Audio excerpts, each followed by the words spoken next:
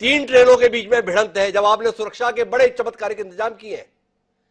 Railway के संदर्भ में आपकी प्राथमिकता यह है, जिसके कारण अनुमा जी आज हमें कटघरे में खड़ा करने में सफल हो रही हैं, कि पहले रेलवे के संदर्भ में बजट अलग होता था, रेलवे प्राथमिकता का विषय होता था, रेलवे के अंतर्गत क्या प्रावधान हो रहे हैं, क्योंकि इस देश की जीवन रेखा रेल है, उसको लेकर बात हुआ करती थी।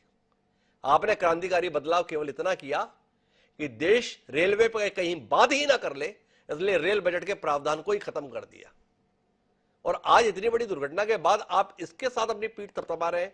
आंकड़े बता दूंगे, पहले 0.10 पे एक्सीडेंट हुआ करता था, अब 0.03 पे होता है। तो क्या कहें, इन 288 लोगों की किस्मत खराब थी साहब, इसलिए मारे गए, नहीं तो आजकल एक्सीडेंट तो होता नहीं है। इस दलील के साथ चले, या आपको इस बात पर शर्मिंदगी है कि वाकई हमें अधिकार है तकनीक के स्तर पर अपने सुधार को, कि 2 ट्रेनें टकराई हुई हैं और एक तीसरी ट्रेन आकर उससे टकरा जाती है, इसके बाद में भी रेल मंत्री कहीं अपना खिन्नता व्यक्त नहीं कर रहे, शर्मिंदगी व्यक्त नहीं कर रहे, और आप भी इसके सहमति की बात कर रहे हैं।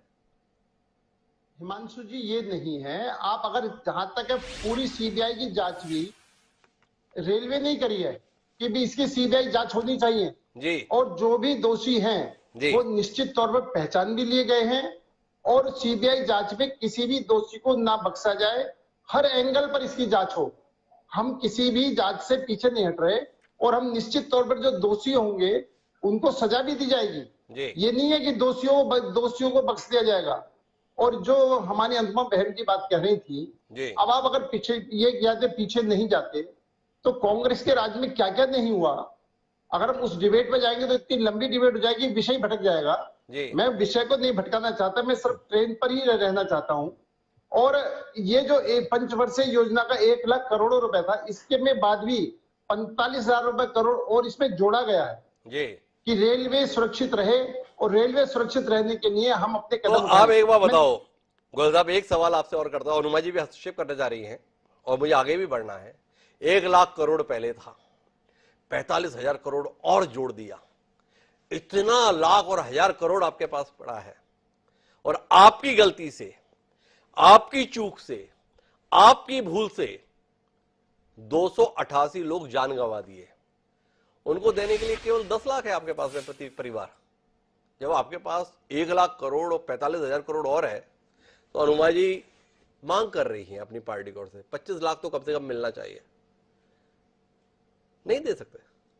जो व्यक्ति मरे हैं या जो व्यक्ति इसमें दुर्घटना के शिकार हुए, वो निश्चित तौर पर पैसों से उनकी भरपाई नहीं होनी। ये तो जो भी उनको पैसा सरकार अपने नियम के अनुसार दे रही है, और जो उसको देना चाहिए, और विपक्ष का काम है मांग करना। ये 25 लाख की मांग करें, 50 लाख की मांग करें, इन्हें किसने मना करा। लेकिन सरकार जो फैसला लेगी, हर पहलू पर ध्यान करके लेगी फैसले। और हम एक बात फिर कह रहे हैं कि हम जिम्मेदारी से नहीं भाग रहे हैं, हम पूरी जिम्मेदारी के साथ काम कर रहे हैं, पूरी मुस्तैदी के साथ काम कर रहे हैं।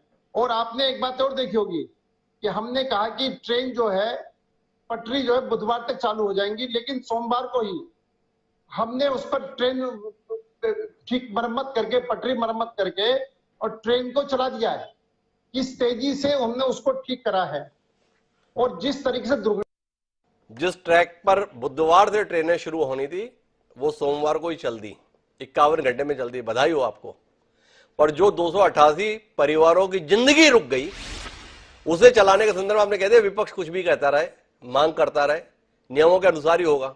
अगर नियमों के अनुसार ही होना है तो फिर जाकर रेल मंत्री को घोषणा क्या करनी है? नियम ही होगा ना कि कोई भी दुर्घटना में मारा जाएगा तो उसे 10 लाख रुपए मिलेंगे। फिर रेल मंत्री को घोषणा क्यों करनी है? क्यों रेल मंत्री ने कहा था थोड़ा इंतजार कीजिए, हम पैकेज का ऐलान करेंगे? हिमांशु जी, जो पीड़ित होता है तो उसको आंसू पूछने के लिए जी सरकार हमेशा देती है, कुछ ना कुछ देकर घोषणा करती है जी। सरकार ने कोई नया काम नहीं करा जी। इससे पहले भी जो दुर्घटनाएं हुई हैं और उन दुर्घटनाओं के अंदर मुआवजे डिक्लेयर हुए हैं, तो ना उन सरकार ने एहसान करा, ना इस सरकार ने एहसान करा। हम तो सिर्फ ये है कि उनके साथ खड़े हुए हैं, जो घायल लोग हैं, जो जिनकी मृत्यु हो गई है,